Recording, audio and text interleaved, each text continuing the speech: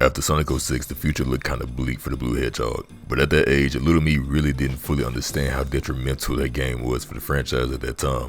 I just thought like, man, this game is ass. I swear to God, that was the first game that ever gave me a headache, ever. I rarely get headaches from frustration on the game, so that speaks volumes. But we're not talking about 06 today, cause what hasn't been said about that game at this point? Obviously you read the title, so we're talking about one of my favorite Sonic games, Sonic Unleashed. Released during what most people claim as the dark ages for Sonic, to me, Sonic Unleashed was that glimmering light that shined through the darkness. And Mario and Sonic got their Olympic game since it released in 2007, I love that game. But looking back, man, I can't blame people for calling that the dark ages for Sonic, cause going from Shadow the Hedgehog to Sonic 06 to Sonic Chronicles, like damn Sega, y'all can't hit the sound of a barn right now. And I know Sonic and the Secret Rings came out in 2007 as well, but I made a video on that, and I remember loving that game as a kid.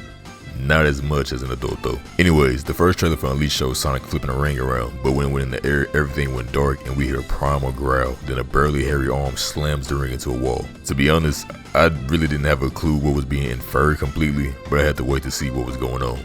Fast forward to November 2008, the launch trailer shows Sonic in his werewolf-like state, fighting off monsters in the night, while also showing regular Sonic speeding through stages. Younger me was hyped, cause the fighting with the Warthog, that's what he was called by the way, looked pretty cool, but boy, when that game released, my feelings shifted, because I got the Wii version. For those who don't know, the Wii version was really different from the 360 and the PS3 versions. I ended up naming those the real versions and the Wii one, the bootleg version. The Wii one sucked. Instead of cutscenes with the characters walking around and interacting, they just gave us pictures with text. And the gameplay wasn't as smooth as the 360 and PS3 counterpart. In this video, this is literally my first time ever playing those versions. I got a Series X, so I'm playing it off of that, and I believe this one's more optimized for smooth 60 frames gameplay.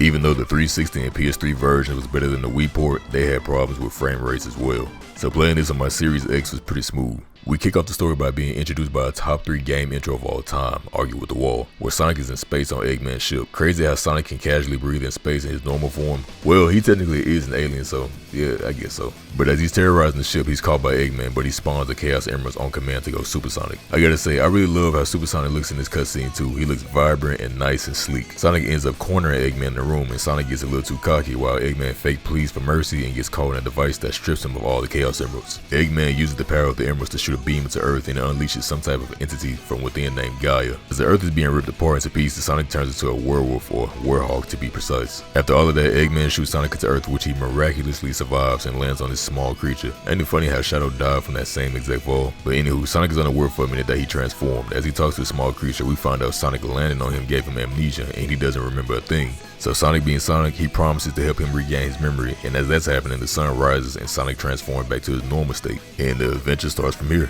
Now, I just want to know something. Why did the machine that stripped the power of the Emeralds turn Sonic into a warthog specifically? Did Eggman program the machine for that to be a side effect, or did the Emeralds losing the power do that to Sonic? That's always been a weird thing to me. Another thing, it's something kind of funny to me, not too serious, but don't y'all think the Earth being ripped apart would have literally been the end of it? I mean, the literal core of the Earth is being exposed to the land, and the lands are split apart and floating, bro. Millions upon millions had to die. Like, imagine how many people fell towards the core as the land split and lifted up. That shit had to be a nightmare to experience. Sonic and the creature are still confused about what's going on, and the creature gets distracted by chocolate chip ice cream, and that's where he gets his name from, Chip. After that, they throw us in the open world to talk to the residents to figure out more information. And thank God it's a better, more refined version of Sonic 06's open world. Instead of vast emptiness, this is smaller and easier to navigate around. After walking through the city, you walk through a portal that takes you to the first stage, Windmill Isle. And I ain't gonna lie, the controls for this game was a little weird for me starting off. It's like they were kinda slippery, but also on the stiffer end, if that makes sense. Like, Sonic kinda overdoes it. If he's going to one side, if he's going fast, if I wanna get him back to the other side, it's like I'm trying to pull him with a lot of strength just to straighten him up. Like, this jump right here was acting strange. He kept missing it because I was overshooting it or the angling was off, because when I got the jump point, he was in an awkward position. I don't know, it was just weird. But Windmill Isle is a classic stage and it's fun with an iconic soundtrack. Back in the town, Chip is still struggling to remember anything. While that's happening, the streetlights turn on and Sonic transforms into a warthog again, implying he only turns at night, obviously. But that's not the only thing that happens at night. All the citizens enter a depressed and hopeless state for some reason. And if you talk to the woman you met earlier, she tells you that Tails is walking around somewhere in that area, which is what we see when we enter the first stage. Tails being surrounded by these weird glowing creatures, so now we gotta go through the stage and get to Tails. So this is gonna be a take cold as ice, and I'm gonna just get this out the way so it doesn't have to be brought up again. But the Warthog stages suck. And I say it's not gonna get brought up again, but let's be real, it's most likely gonna get brought up again. This shit right here is the Achilles heel of Sonic Unleashed. I get they wanted to experiment with something conceptually and then wanted to be Sonic daytime stages only, but fuck, they could have thought something better than this shit. The Warhog stages are insanity tests. Not only do they drag on for an absurd amount of time, but the beat 'em up aspect gets repetitive, and that's not the only thing that gets repetitive.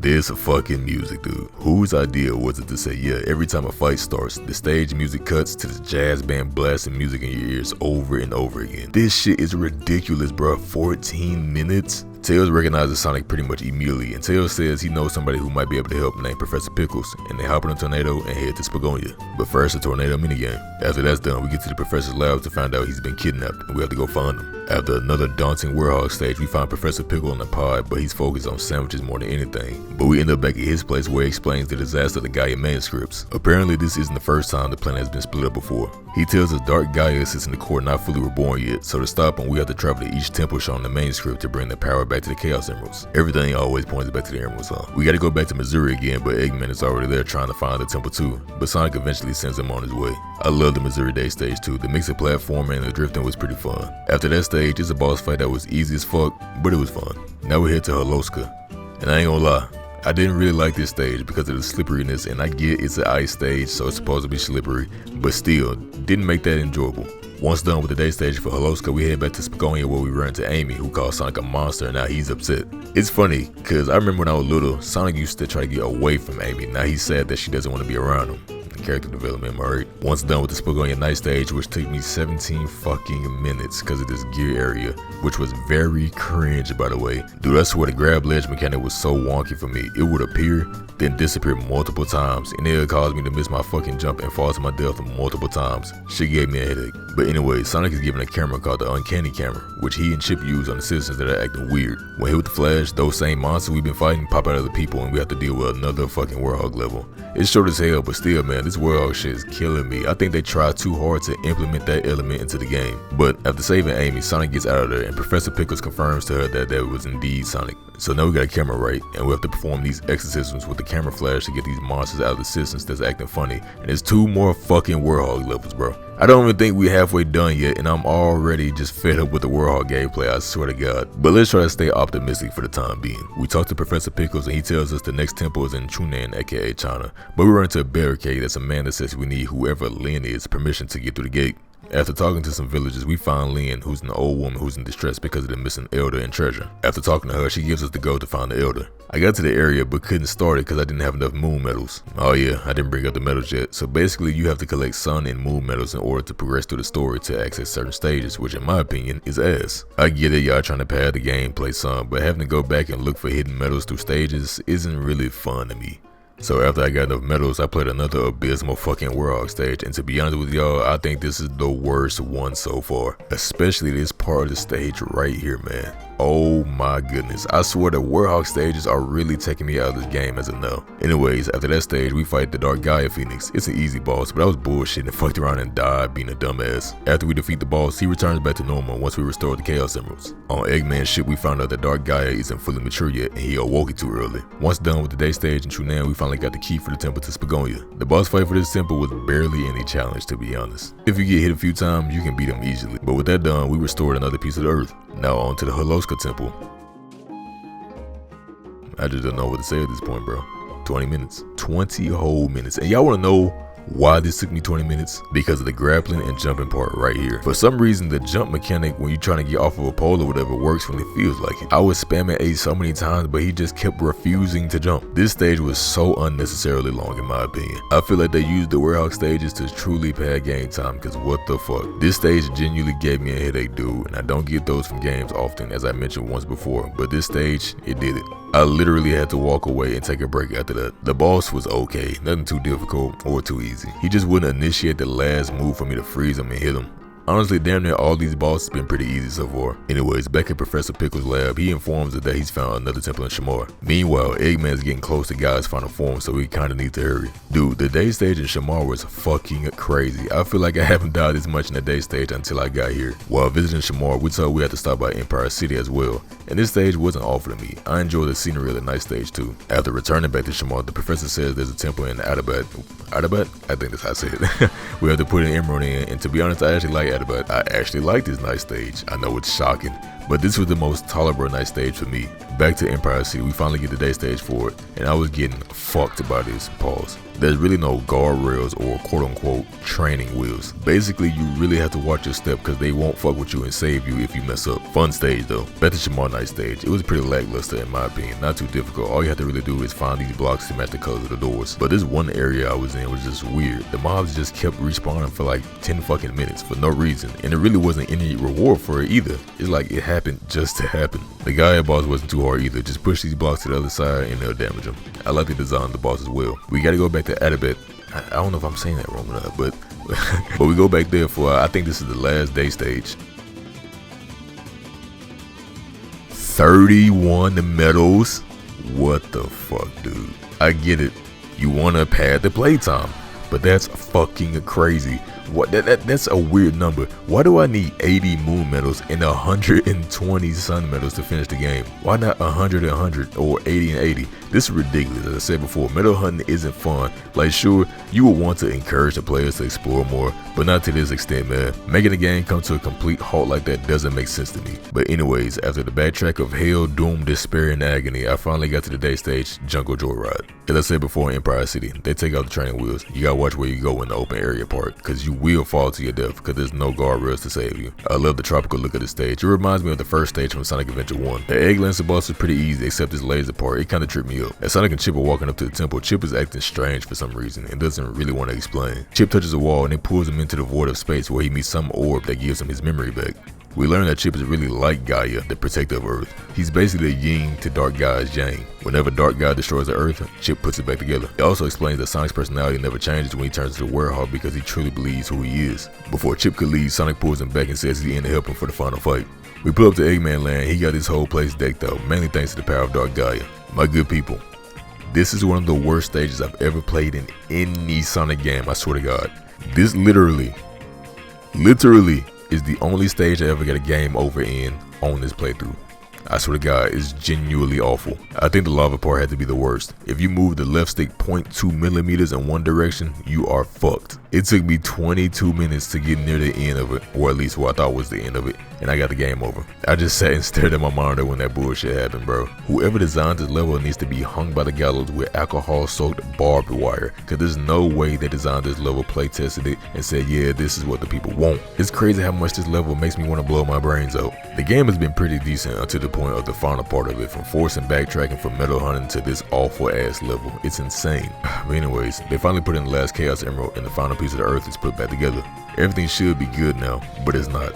While on the phone with the professor, Tails gets shot out of the fucking sky and Eggman drops in on Sonic and Chip. Apparently Dark Gaia is complete and we might be fucked if we don't do something about it. But we have to deal with Eggman's robot first. So after defeating Eggman once again, we have to fight the final boss, Dark Gaia. Now, I can say this boss is conceptually fire as fuck, but executed kinda poorly in my experience. Bro, I was in legit hell dealing with this boss. Controlling Chip was pretty clunky and slow. I mean, obviously since he's an entire temple, but still bro, it felt like my left stick was stuck in thick mud and I was trying to pull it to the side. In Sonic's part, it wasn't that much better either. I get it, putting obstacles in the way to add a challenge to it, but the controls weren't the best for this part. Sonic at this point, if you upgraded him enough, was a little too fast and hard to control for me. By the way, you're on a timer to get to the end of the corridor before Gaia pushes you off of him and you will lose a life. I died a lot of times in this fight, dog. It was wild. Just some cringe shit kept happening to me because, hey, it's Koji. But the Supersonic part was cool because it's Supersonic, obviously. That's the big shebang of the end of a Sonic game. The orchestra version of the theme song was hard as fuck too. Now, when I first got to this fight, hitting the snakes felt kind of weird because it'll shoot you out in a different direction after hitting one. But I got used to it because it kind of rounds you back in the direction of the snake. My main problem with this part is the damn rocks. If you boost into the side, you can't see what's coming, so you most likely gonna run into a rock and you're gonna lose rings. And also, you pretty much on a time limit again because you gotta destroy the shield before Chip's HP bar is gone. After getting rid of the shield, it's time to get in the final blows on Dark Gaia. After Dark Gaia grabs Chip, we get put in a quick time event to get him off. But Dark Gaia still gets a blast off, but that doesn't matter because we ended with Sonic going through his fucking head like a bullet. Now that I'm older, I was like, damn, that was kind of brutal. But yeah, We defeat Dark Gaia and the light returns to Earth once again, while everybody on Earth celebrates. Chip grabs Sonic's unconscious body and sends him back to the surface. Sonic wakes up and sees Chip's body, but it disappears and leaves his collar. Tails shows up on a tornado and they run. The end. Now, my overall experience of Sonic Unleashed after playing it for the first time in over a decade, it wasn't the best, I'll be honest. I mean, y'all pretty much heard me rant about one of the biggest complaints in the middle of the video. If the Warthog stages were shorter and didn't constantly play the fucking battle music every fight, I think I would have enjoyed Sonic Unleashed a lot more. Now, I can say one of the cooler aspects of the Warthog stage had to been upgrading them, because the more you upgrade your stats on the Warthog, like, you get more combos. I can say, like, you can combo and like mix it up. That was a cool aspect of it. So this, like, I try to see the light in everything. So it was a little glimmer of light, or a little potential in the Warthog aspect of this game, but what was released to us was not really that good. Other than the Warthog stages, I think my only problem with the game was the slippery-ish controls on day stages, but I think that's one of them things where when you get used to it, it's not that bad. Oh yeah, and the force padding, backtracking obviously was one of the worst things. Just making the game come to a stop and saying, yeah, you gotta go meticulously hunt down a lot more medals to get to the last part. Sorry, that was pretty cringe. Oh, and Eggman Land fucking sucked too. Now, obviously, one of the best parts of Sonic games will always be the music. I love the music in this game so much. They really nailed the vibe of each stage with the soundtrack, except for the battle music interrupting, like I just said. The replayability of the day stages are top tier too, and I believe this game had DLC, I think, don't quote me if I'm wrong. I think it was for what, more day stages? I don't remember. But yeah, overall, my revisit of Sonic Unleashed for the 360 was about a 7 out of 10.